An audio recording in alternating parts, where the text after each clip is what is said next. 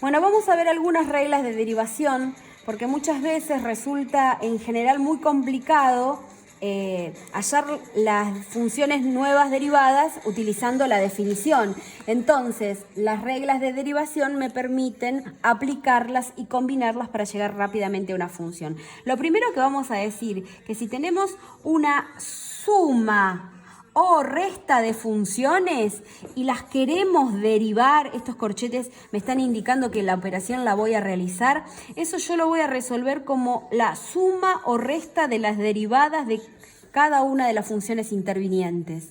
Por ejemplo, si tengo una función y igual al seno de x más x al cuadrado, yo esto lo veo como una suma de dos funciones, en donde su derivada, que es y', va a componerse de la suma de la derivada de cada una de las dos. O sea, la derivada del seno, voy a la tabla, la miro, coseno de x, la derivada de x al cuadrado, voy a la tabla y la deduzco, 2x, perdón, dije 2x, x al cuadrado, su derivada 2x.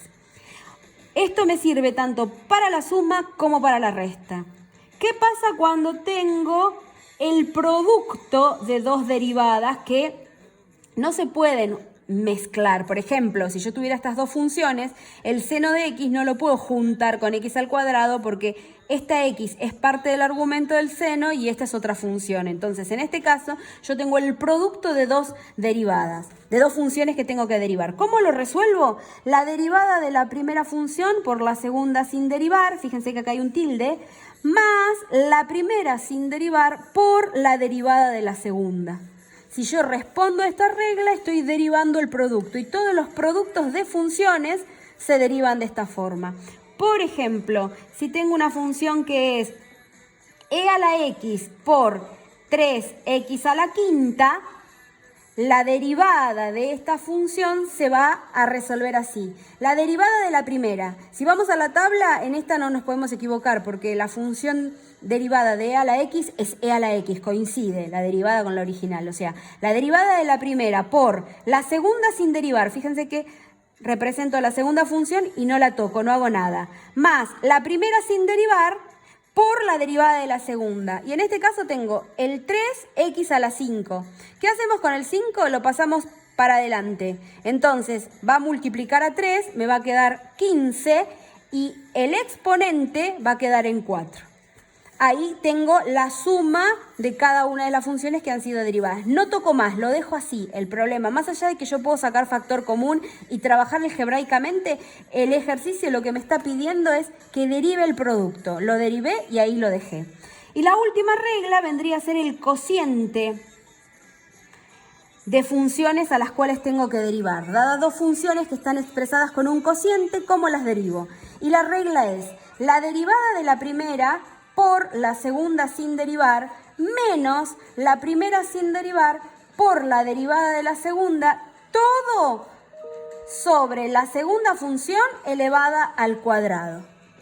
Esta es la regla que yo voy a usar para el cociente. Ahora después remarco el producto y la suma. Vamos al ejemplo del cociente. Supongamos que tengo el coseno de x sobre 2 a la x.